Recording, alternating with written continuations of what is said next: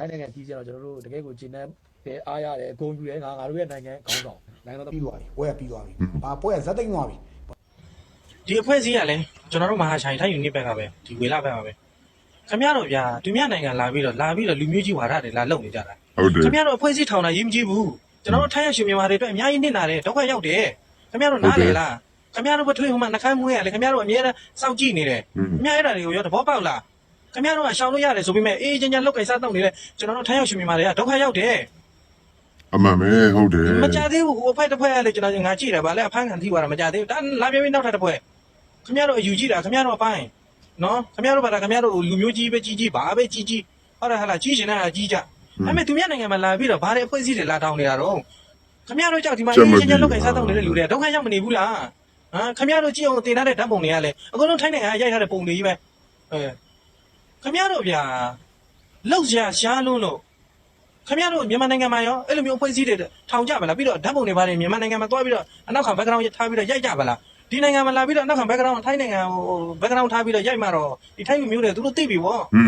ခင်ဗျားတို့လုပ်နေတဲ့ပုံတွေကမဟုတ်သေးဘူးလေဗျာမြန်မာနိုင်ငံမှာကြာဘာဖြစ်တော့ဖမ်းမှစိုးလို့လားစောက်ရေးမပါတဲ့ဟာတွေဗျာကိုချင်းလည်းမစားကြဘူးတကယ်ကိုချင်းမစားဘူးကျွန်တော်တို့နော်မင်းအောင်လိုင်းတို့အုပ်စုတွေကကဲကျွန်တော်တို့အမေတော်ဆန်းစုကြည်ကိုတဲ့ချွင်းချက်မရှိပြန်လုပ်ပေးဖို့ဒါအာဆီယံအထူးကိုယ်စားလှယ်နဲ့တွဲဆောင်ဝင်ပြုဖို့အာဆီယံဥက္ကဋ္ဌဖိလစ်ပိုင်ကကြီးညာချက်ထုတ်ပြန်ပြီးတော့တောင်းဆိုထားတယ်ဗျတကယ်ကိုဒီခုချိန်မှာအမေရိကန်ရောဖိလစ်ပိုင်ဟိုအာဆီယံရဲ့ဥက္ကဋ္ဌရောဟိုတောင်းဆိုတာဗျအမေစုကိုလွတ်ဖို့ကြီးပြောတာဒါပေမဲ့တောင်းလိုက်တာတော့အခုချိန်ဒီဘာမှတခုမှပြန်မဟသေးဘူးเนาะပြန်လဲအမေစုမလွတ်ပေးရဘူးနောက်တော့ဒါမင်းအောင်လိုင်းနဲ့သူသားရဲ့ကျွန်တော်ဂျန်နာမျိုးသစ်စီမံကိန်းကိုဘယ်သူမှစိတ်ဝင်စားဘူးရင်းနှီးမြှုပ်နှံမှုခေါ်တယ်ထိုင်းမှာလည်းအခုရောက်နေတယ်ခေါ်တယ်မရဘူးဒီနေ့ကလေကျွန်တော်တို့ဟိုအောက်တိုဘာ6ရက်2026ထူးခြားတဲ့သတင်းတွေကမြန်မာပြည်အတွက်တော်တော်များများတွေ့ရတယ်တွေ့ရတယ်ဆိုတဲ့ဥစ္စာကကျွန်တော်တို့ဒီမင်းလက်ပံတိုက်ပွဲမှာဟိုခမာနဲ့3ဆိုတဲ့ဥစ္စာဖအံပေါ့လေကျွန်တော်ထီလုံးဖအံမျိုးရဲ့တောင်ပဲအဲ့ထီလုံးတက်ရင်တရင်လုံးတော့အကောလုံးစက်မုံကန်သွားတာမျိုးတုံးရတယ်ကျိုတကောင်မောက်အကြံမရှိအဲ့ဒါခမာနဲ့3ကတက်ရင်တရင်လုံးတော့မုတ်ဆိုးမအကုန်ဖြစ်ပါတယ်ဒါကကိုဘောကျွန်တော်တို့ဟိုတင်းကနေ KNL တွေကဗိုလ်ချုပ်ကြီးတာဘောရဲ့ကျိုးတယ်မော်နေဦးတော်လှန်ရေးရဲ့ကျိုးစားဆန်းဆောင်မှုတွေပေါ့နော်တက်ရင်တွေကတော့တရင်မီတရင်ဟိုတက်ဖြုံကေးတဖြည်းဖြည်းကုန်နေတယ်ပေါ့နော်လုံးပါပါပယုံလုံးတင်းဖြစ်တယ်လို့နောက်တစ်ခုက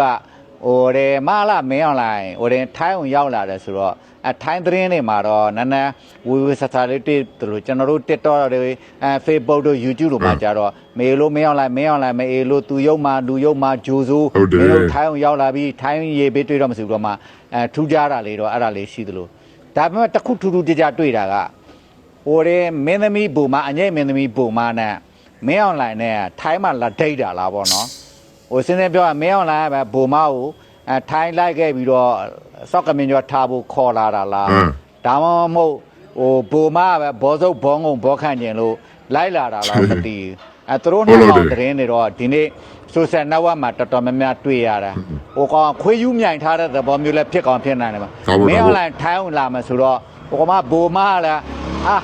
းဘောစုပ်ဘောငုံဘောရလို့ရပြီအခွင့်ရေးရပြီမင်းအောင်လိုင်းမရင်ငယ်လှုပ်လို့ရပြီဆိုတော့စောက်ချုံမျိုးနဲ့လာတော့မသိထိုင်းသတင်းတွေရောမြန်မာ TikTok တွေမှာတော်တော်မျက်စိနောက်မြင်တွေ့ရလို့မိဘပြည်သူများဒါမကြောက်ဝမနာတာမို့အောက်တန်စာစိတ်ဆိုတာလောရမှာပေါ်လင်းတယ်ဒီနေ့တိုင်းပြည်မှာစူပူဆန္ဒပြနေတဲ့အချိန်မှာဘုံမတကောင်မင်းအောင်လိုင်းနဲ့အတူတူဒါပန်ကောင်းမှာလာပြီးတော့ခွေးယူးမြိုင်ထားဖို့အတွက်မြူးထူးပျော်ပါနေတာကိုကျွန်တော်မြင်တွေ့ရတဲ့အတွက်မိဘပြည်သူများနားလက်သိရှိဖို့အတွက်ကျွန်တော်အနေနဲ့တင်ဆက်ပေးခြင်းဖြစ်ပါတယ်တိုင်းနိုင်ငံကြီးကြတော့ကျွန်တော်တို့တကယ်ကိုဂျင်းနဲ့အားရတယ်အကုန်ယူတယ်ငါတို့ရဲ့နိုင်ငံခေါင်းဆောင်ကျွန်တော်တမကြီးကထိုင်းနိုင်ငံကိုတရားဝင်ခီးစဉ်သွားရောက်ပါတယ်ဒီခီးစဉ်နဲ့ပတ်သက်ပြီးတော့ဒါကျွန်တော်တို့အားလုံးကစောင့်ကြည့်နေကြပါတယ်အဓိကတော့နံပါတ်1ကတော့ကျွန်တော်တို့ NUG အုပ်စုတွေစောင့်ကြည့်ပါတယ်အဲ့ဒီမှာတော့ကျွန်တော်တို့နေဖုံးလန်းဥဆောင်ဆဲမလို့စောင့်ကြည့်နေဆဲမလို့ပြစီချင်တာပေါ့ဗျာသူလည်းမပြပါဘူးဘာကြောင့်လဲဆိုတော့ထိုင်းရဲ့တည်ဆဲဥပဒေသူကြောက်ရတော့လက်ရှိ NUG အုပ်စုတွေအဲ့မှာကျွန်တော်ပြည်ပြေးဘဝတွေနဲ့တနည်းအားဖြင့်ခွေးလင်းဘဝတွေနဲ့သူတို့ရှင်းသန်နေရတာဗျာသူရှင်းသန်နေကြတာ NUG သားလည်းငါတို့ရဲ့အစိုးရပါလို့လက်ခံနေကြတော့စီရန်အုပ်စုတွေတော်တော်ထွက်ပြီးဆန္ဒပြကြပါလားနိုင်ငံတော်တာဘူးကောင်မင်းတို့ကောင်တွေပြန်လာခြင်းမလာခြင်းကခင်ဗျားတို့ရဲ့ဘဝတွေခင်ဗျားတို့ရဲ့အခြေအနေတွေအရာပဲဆိုင်တယ်နိုင်ငံတော်သမ္မတကြီးကိုယ်တိုင်ဒါကျွန်တော်တို့ဒေတာအသီးသီးမှာရောက်နေတဲ့သူတွေပြန်လာဖို့ဖိတ်ခေါ်တယ် လာချင်းမလာချင်းကခင်ဗျားတို့ကိစ္စပါအဲ့တော့မဲဆောက်မှာပဲခင်ဗျားတို့တသက်လုံးပြောတယ်ဆိုလည်းတသက်လုံးနေပါဒါနိုင်ငံတော်သမ္မတကြီးရဲ့ထိုင်းနိုင်ငံကြီးကျတော့ကျွန်တော်တို့တကယ်ကိုဂျင်းနဲ့တဲ့အားရတယ်ဂုံယူတယ်ငါတို့ရဲ့နိုင်ငံခေါင်းဆောင်ငါတို့ရဲ့ခေါင်းဆောင်ငါတို့နိုင်ငံသားရဲ့ခေါင်းဆောင်အဲ့တော့ထိုင်းအစိုးရကနံပါတ်1အမြောက်27ချက်ပြစ်ပေါက်ပြီးဂုံယူတယ်ဂုံယူတဲ့ဘက်နဲ့ကြိုးဆိုတယ်ပြီးရင်ကျွန်တော်ကော်စောနီနဲ့ကြိုးဆိုတယ်အဲ့တော့အဲ့မှာခင်ဗျားမြင်ခွင့်နေကြည့်ပါအញ្ញံကိုအနှစ်သာရရှိပါတယ်အញ្ញံကိုအဓိပ္ပာယ်ရှိပါတယ်ဒါ သူတို့ဖွဲ့ရတယ်ဗမာတွေဖွဲ့မရဘူးဆိုတာဒါဒီမိုကရေစီလားနော်တိုင်းနိုင်ငံ small scale ခရိုင်မှာအချိုင်မှာလှုပ်နေတဲ့မြန်မာလူသမားတွေကြားထဲမှာဘာဖွဲ့လိုက်လဲဆိုတော့ဗမာမျိုးချစ်လူငယ်အဖွဲ့9 VF မျိုးညစ်တွေပေါ့ဘယ်မျိုးချစ် ဖွဲ့မှုစပြီးဖွဲ့လိုက်တယ်တဲ့နော်အဲ့ဒီကဖွဲ့လိုက်တဲ့ခါမှာအဲ့ဒီဖွဲ့ကိုဖွဲ့တဲ့အကြောင်းအဲ့ဒီဖွဲ့တာရဲမင်း AC ရဲမင်းတို့ဘာလို့ကွဲနေတယ်ပေါ့နော်ဒီကောင်တွေဖွဲ့လိုက်တဲ့ဗမာဘောပြအစွန်းအောက်တွေလုတ်ကုန်ပါနေအစွန်းလုံးလို့ဆိုရှောက်ပြောကုန်ပြီပေါ့ဗျာပြောတော့ဗမာမျိုးချစ်နိုင်ငံတွေတော့တွေဆွမ်းရောက်တွေလို့အဲ့ဒါကြီးကသူတို့ဒုက္ခပြီးတော့မယ်ဆိုအတီးနဲ့ကြောက်ပြီးတော့ဟာဒါကြီးကဒါလူမျိုးရေးအစွန်းအောက်လို့ဒါဗမာတွေကပဲမျိုးစုံပြောသူအဲ့ပောက်ကူတော်တို့ထိုင်းမဘာသာဖွဲ့နေချိတ်စိတ်လှုပ်ရှားပါတယ်ဆိုပြီးရဲမင်းကပြောတယ်နော်ဘယ်လိုပဲပြောဒီဗမာလူမျိုးတွေစီးလုံးဖို့ဗမာဗုဒ္ဓဘာသာကိုကာကွယ်ဖို့လောကလိုအပ်လို့လူမျိုးရေးပါလာရေးခြေရကိုလူမျိုးကိုကာဝယ်ဆောက်ရှောက်ဖို့ဆိုတဲ့ရည်ရွယ်ချက်နဲ့ဖွဲ့စည်းရပေါ့ဗျာလူမျိုးတစ်ခုအောက်မှာခေါင်းစဉ်တစ်ခုချင်းနဲ့ဖွဲ့တဲ့အစုဖွဲ့တွေရှိကြတယ်အဲ့တော့အဲ့ဒီဖွဲ့တွေအစုဖွဲ့တွေဖွဲ့ကြတော့ကကြတော့ဘာတမ်းမှမထွက်ကြဘူးဘယ်သူမှလည်းမပြောဘူးအဲ့ဒါအမှန်တာပေါ့တို့ချင်းစီးလုံးအောင်မယ်ဒါမှန်တာပေါ့ဘာညာဆိုပြီးအခုဗမာတွေစီးဖွဲ့လဲပေါ့မှန်တာလို့ဗမာတွေအစွန်းရောက်တယ်ဆိုတဲ့ရဲမင်းတို့အုပ်စုကစတုံထုံပုတ်ခတ်လာတယ်ခင်ဗျားတို့စဉ်းစားကြည့်ဗျာသူတို့ဖွဲ့ရတယ်ဗမာတွေဖွဲ့မရဘူးဆိုတာဒါဒီမိုကရေစီလားကျွန်တော်တို့ရှင်းရှင်းလေးပဲဗမာတွေလည်းတာလာတော့ဗျာစော်ကားခံရတာများလာတော့ခါကြတော့ဗမာလူငယ်တွေပြပဗမာလူငယ်တွေစော်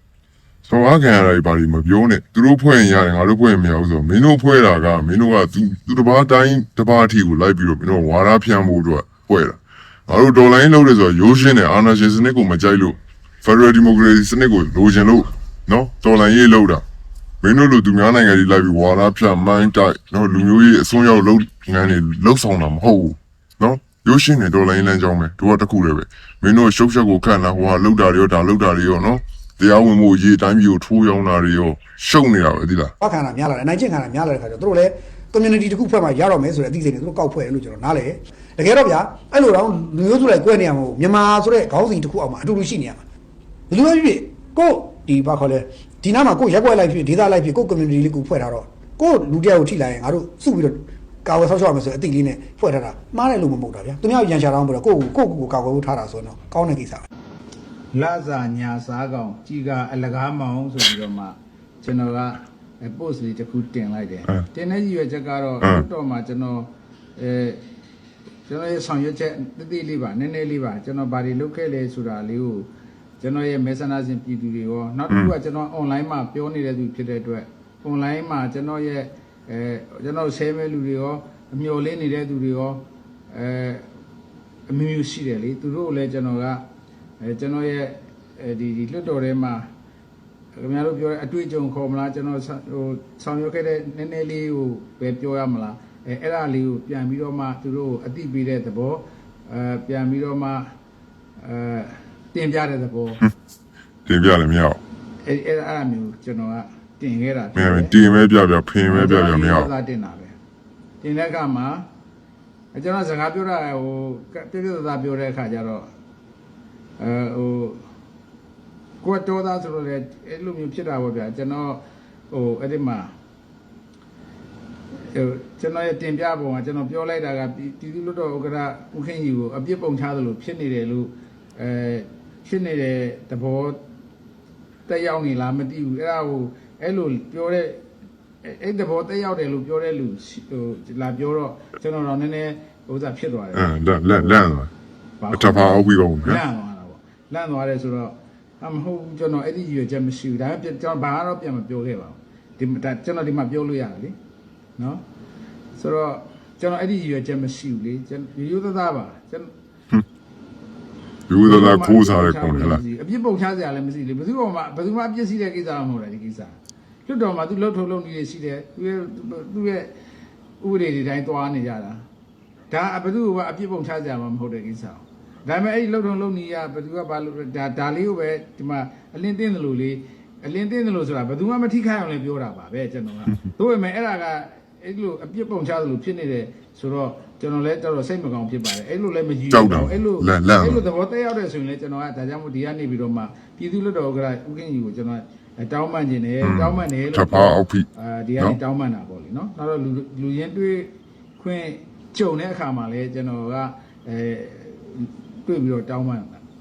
်ဝင်ရမှာ တော်တော်နော်ကြောက်လိုက်တာ ပြောချင်တယ်လောလောဆယ်တော့ online နေပြီးတော့ကျွန်တော်ချက်ချင်းပေါ့လေနော်ကျွန်တော်တောင်းပန်တယ်ဒါကတကယ်နဲ့ကျတော့ဒီလိုအစီအစဉ်မရှိပါဘူးအဲ့လိုပြောလာတဲ့အတွက်ကျွန်တော်ကဒါဆိုရင်တော့ဟိုကိုမရည်ရွယ်တော့လည်းပဲဒီလိုမျိုးတစ်ဖက်ကထင်နေတယ်ဆိုရင်တော့ကျွန်တော်တောင်းပန်ရမယ့်တာဝန်ရှိတယ်လေဒီ post ကတော့တင်လာတာဒါကျွန်တော် post ကတော့မဖြတ်ပါဘူးเนาะဟိုကျွန်တော်ရည်ရွယ်ချက်မှမရှိတယ်အဲ့လိုလုံးဝမရှိဘူးကျွန်တော်ဒါကျွန်တော်ရဲ့ပုံစံလည်းမဟုတ်ဘူးကျွန်တော်ကဟိုလူတွေဒီလူတွေရဲ့ဆိုးခြင်းကောင်းခြင်းတွေဟိုဘာညာတွေကို မင်းအောင်လိုက်သားသမီးတွေတော်တော်ခတ်နေပြီနော် သူတို့တူးချင်းရဲ့ကိစ္စတနိုင်ငံလုံးမြည်သူရဲ့ဆိုးခြင်းကောင်းခြင်းဟိုမှားခြင်းမှန်ခြင်းပုံမှာကျွန်တော်အာရုံမရှိဘူးသူတို့ကိစ္စသာဖြစ်တယ်တနိုင်ငံလုံးမြည်သူဤဆိုခြင်းကောင်းခြင်းပုံမှာအာရုံမရှိဘူး အာရုံမရှိဘာလို့လွတ်တော့လို့တော့ ကျွန်တော်က problem solving တမှာဘာလို့စိတ်ဝင်စားလဲဆိုတော့အဲ့ဒီ အာရုံမရှိဘာလို့လွတ်တော့အမှလို့တော့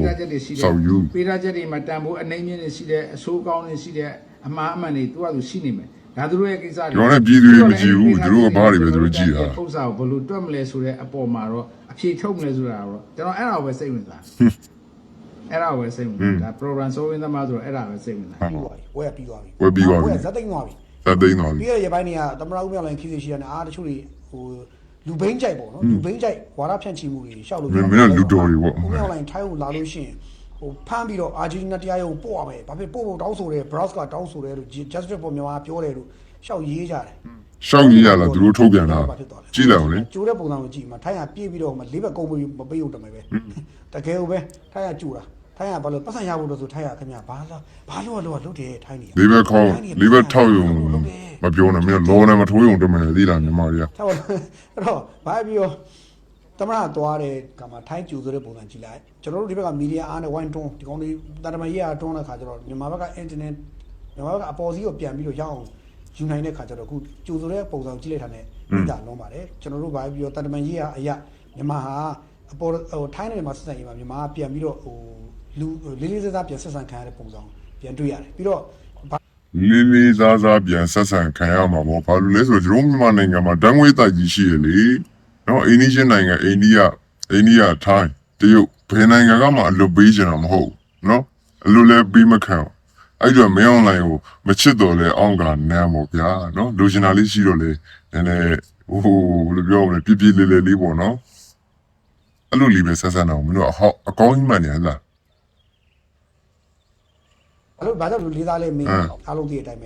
ကုံစီစီစဉ်ရေးပေါ့ဗျာထိုင်းနိုင်ငံကမြန်မာကိုမှီပြီးတော့ပို့ပြီးချမ်းသာကြွယ်ဖို့ကိစ္စတွေအများကြီးရှိတယ် ဒါရောမင်းသိပါ ဒါတွေလည်းထိုင်းကလိုအပ်လာတော့နော်ကဲအဲ့တော့ဒါကကျွန်တော်အပေါ်ရန်ပြောနေတာအဲ့တော့ဒီနေ့သမရခီးစဉ်ရှိတယ်လူတွေကပြောမယ်အပြက်ဘက်ကစပြောမယ်ဆန္ဒပြကြတယ်ပေါ့သမရကိုသမရဦးမဲအွန်လိုင်းရဲ့ခီးစဉ်ကိုဦးမဲအွန်လိုင်းခီးစဉ်ကိုထိုင်းမှာလူငယ်ဆန္ဒပြတယ်ပေါ့ဆိုတော့မသိရင်ထိုင်းအောင်ရောက်လာတဲ့ဦးမဲအွန်လိုင်းကိုဆန္ဒပြရဲဆိုမသိဦးမဲအွန်လိုင်းတဲတဲ့ဟိုတယ်ရှိတူဦးမဲအွန်လိုင်းသွားတဲ့လမ်းကြောင်းတစ်လျှောက်တူဦးမဲအွန်လိုင်